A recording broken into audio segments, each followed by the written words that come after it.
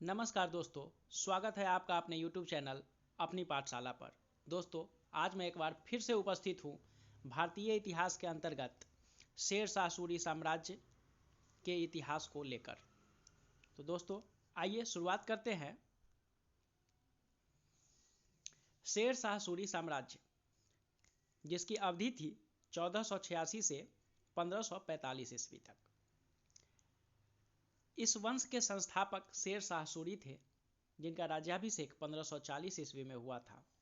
इनके पूर्ववर्ती जो थे बादशाह, उनका नाम था हुमायूं, जिन्हें हराकर इन्होंने गद्दी पाई थी। इनके उत्तरवर्ती थे इस्लाम शाह सूरी। इनका जन्म 1486 ईस्वी को बजवाड़ा होशियारपुर जिला में हुआ था। इनका निधन 22 मई 1545 ईस्वी को कलिंजर, जो कि अब बुंदेलखंड में पड़ता है, हुआ था। इनका जो समाधि है वह सासाराम बिहार में स्थित है, जिसे शेर शाह का मकबरा के नाम से जाना जाता है। संतान, इनके संतान जो हुए उनका नाम था इस्लाम शाह सूरी। घराना इनका सूरी है। वंश इनका जो है, मतलब इनके पिताजी जो थे उनका नाम था मियन हसन खान सूर। धर्म इस्लाम धर्म को मानने वाले थे ये। तो आइए कुछ डिटेल में हम इनके बारे में जानते हैं और देखते हैं कि इनका जन्म कैसे हुआ और इनके जन्म से जुड़ी जो भी कहानियां हैं उसके बारे में हम लोग देखेंगे। शेर शाह सूरी सूर राजवंश की नींव रखने वाला एक ऐसा शासक था जिसकी बहादुरी और साहस के किस्से भारतीय इतिहास में स्वर्णिम अक्षरों में लिखे गए हैं।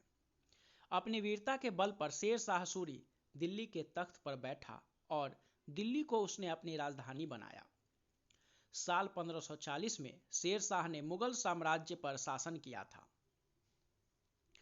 शेर शाह सूरी ही थे जिसने मुगल शासक हुमायूं को चौसा की लड़ाई में बुरी तरह पराजित कर उन्हें युद्ध मैदान छोड़ने के लिए विवश किया था। वहीं मुगल सम्राट हुमायूं और शेर शाह सूरी भले ही कट्टर दुश्मन थे, लेकिन हुमायूं भी शेर शाह सूरी के पराक्रम का लोहा मानते थे और उनकी काबिलियत के मुरीद थे। चौसा की लड़ाई के बाद ही शेर शाह सूरी को शेर खां की उपाधि से नवाजा गया था। तो आइए जानते हैं हिंदुस्तान के सूर साम्राज्य की नींव रखने वाले और शेरों के शिकार के शौकीन रहे शेर शाह सूरी के बारे में। शेर शाह सूरी का जन्म और शुरुआती जीवन हम लोग चर्चा करेंगे। शेर शाह सूरी के जन्म और उनके शुरुआती जीवन के बारे में। भारतीय इतिहास का यह साहसी योद्धा शेर शाह सूरी के जन्म के बारे में इतिहासकारों के अलग अलग मत हैं। किसी के मुताबिक उनका जन्म साल 1485 से 86 ईस्वी में हरियाणा के हिसार में हुआ था, तो कई इतिहासकारों के मुताबिक शेर शाह 1472 में बिहार के सासाराम जिले में पैदा हुए थे। उनका असली नाम फरीद खां था, पर वो शेर शाह के रूप में जाने जाते थे क्योंकि उन्होंने कथित तौर पर कम उम्र में अकेले ही एक शेर को मारा था। उनका कुल नाम सूरी उनके गृहनगर सूर से लिया गया था। उनके दादा इब्राहिम खान सूरी नारनौल क्षेत्र में एक जागीरदार थे जो उस समय के दिल्ली के शासकों का प्रतिनिधित्व करते थे। उनके पिता पंजाब में एक अफगान रईस जमाल खान की सेवा में थे।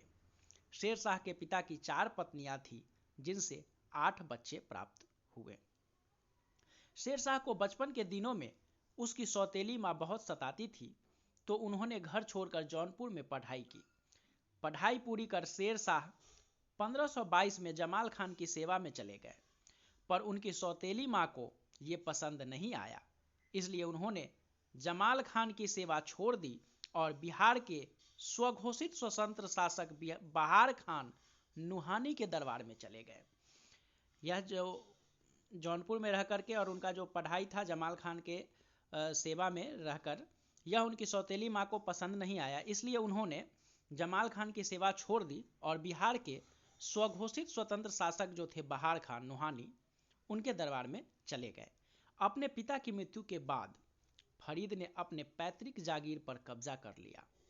कालांतर में इसी जागीर के लिए शेर खां तथा उसके सौतेले भाई सुलेमान के मध्य विवाद हुआ।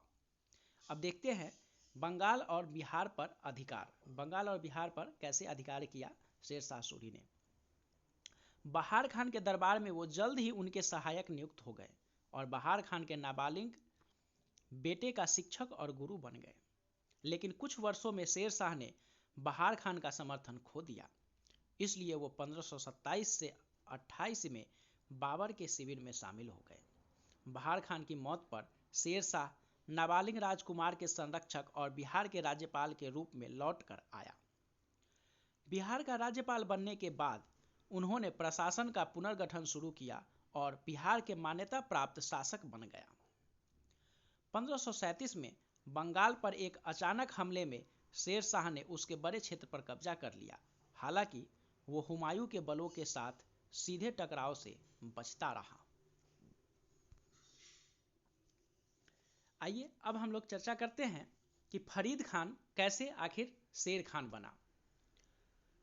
साल 1522 में शेरशाह को बिहार के स्वतंत्र शासक बहार खान नोहानी का सहायक नियुक्त किया गया। इसके शेर खां की बुद्धिमत्ता और कुशलता को देखते हुए बहार खान ने उन्हें अपने बेटे जलाल खान के टीचर के रूप में नियुक्त कर लिया। मतलब उनको शिक्षक के रूप में जलाल खान ने अपने बेटे के लिए नियुक्त कर लिया।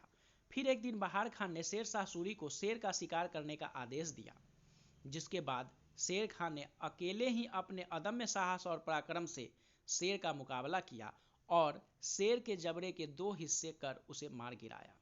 उसकी वीरता से बहार खान बेहद प्रभावित हुआ और खुश होकर उसे शेर खान की उपाधि प्रदान की। वहीं आगे चलकर वह शेरशाह सूरी के नाम से प्रख्यात हुआ।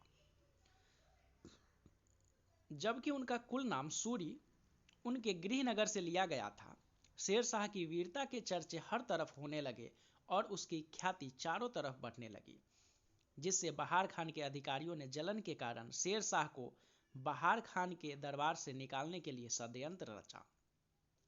जिसके बाद शेरशाह सूरी मुगल सम्राट बाबर की सेना में शामिल हो गया और वहां भी शेरशाह ने अपनी सेवा के दम पर अपनी एक अलग पहचान विकसित की। शेरशाह पैनी नजर रखने वाले शहंशाह थे।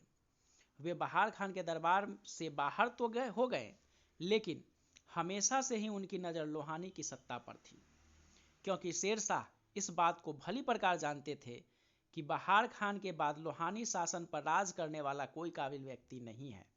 इसलिए वे बाबर के सेवादार के रूप में मुगल शासक और उसकी सेना की ताकत, कमजोरी और कमियों को बारीकी से समझने लगे। हालांकि बाद में शेरशाह सूरी ने मुगलों का साथ छोड़ने का फैसला लिया और वे बिहार वापस आ गए। अंत में वो मुगलों का साथ छोड़ करके और फिर से वापस बिहार आ जाते हैं। वहीं बहार खान की मौत के बाद उसकी बेगम ने सम्राट शेरशाह सूरी को बिहार का सूबेदार बना दिया, जिससे शेर खान के आगे बढ़ने का रास्ता साफ हो गया और शेरशाह बाद में मुगलों के सबसे बड़े दुश्मन बने। आइए अब हम लोग हुमायूं और शेरशाह के बीच में जो लड़ाइयाँ हुई उसके बारे में जानने का प्रयास करते हैं। शेरशाह सूरी ने खुद को मुगलों का वफादार बताते हुए चालाकी से 1537 ईस्वी में बंगाल पर आक्रमण कर दिया और बंगाल के एक बड़े हिस्से पर अपना आधिपत्य स्थापित कर लिया। दरअसल 1535 से 1537 ईस्वी में जब हुमायूं आगरा में नहीं था और वह अपने मुगल साम्राज्य का विस्तार करने के लिए अन्य क्षेत्रों में फोकस कर रहा था, तभी शेरशाह सूरी ने इस मौके का फायदा उठाकर आगरा में अपनी सत्ता मजबूत कर ली और इसी दौरान उसने बिहार पर भी पूर्ण रूप से अपना कब्जा जमा लिया। वहीं इस दौरान मुगलों के शत्रु अफगान सरदार भी उसके समर्थन में खड़े हो गए, लेकिन शेरशाह एक बहुत चतुर कूटनीतिज्ञ शासक था, जिसने मुगलों के अधीन रहने की बात करते हुए उन्हें सत्ता से उखाड़ फेंकने के लिए बड़ी खूबसूरती के साथ षड्यंत्र रचा। वहीं शेरशाह सूरी का गुजरात के शासक बहादुर शाह से भी अच्छे संबंध थे। बहादुर शाह ने शेरशाह की धन और दौलत से भी काफ़ी मदद की थी, जिसके बाद शेरशाह सूरी ने अपनी सेना और अधिक मजबूत कर ली थी। उसके बाद शेरशाह ने बंगाल में राज करने के लिए बंगाल के सुल्तान पर आक्रमण कर दिया और जीत हासिल की एवं बंगाल के सुल्तान से उसने काफ़ी धन दौलत और स्वर्ण मुद्रा भी जबरदस्ती ले ली थी। इसके बाद 1538 ईस्वी में एक तरफ जहां मुगल सम्राट हुमायूं ने चुनार के किले पर अपना अधिकार जमाया, वहीं दूसरी तरफ शेर शाह ने भी रोहतास के महत्वपूर्ण और शक्तिशाली किले पर अपना अधिकार कर लिया एवं उसने बंगाल को निशाना बनाया और इस तरह शेर शाह बंगाल के गौड़ क्षेत्र पर अपना अधिकार जमाने में कामयाब हुए। तो दोस्तों, आज के वीडियो में बस इतना ही। मिलते हैं अगले वीडियो में, जिसमें हम हुमायूं और शेर शाह के बीच में लड़े गए लड़ाइयाँ और फिर शेर शाह का जो शासनकाल रहा उसमें उसने क्या क्या विकास के कार्य किए, इन सारी चीज़ों का चर्चा करेंगे। तब तक के लिए धन्यवाद दोस्तों, यदि यह वीडियो आपको अच्छा लगता हो तो आप इसे लाइक ज़रूर करें और हमारे चैनल को सब्सक्राइब करें, वीडियो को ज़्यादा से ज़्यादा शेयर करें। धन्यवाद दोस्तों।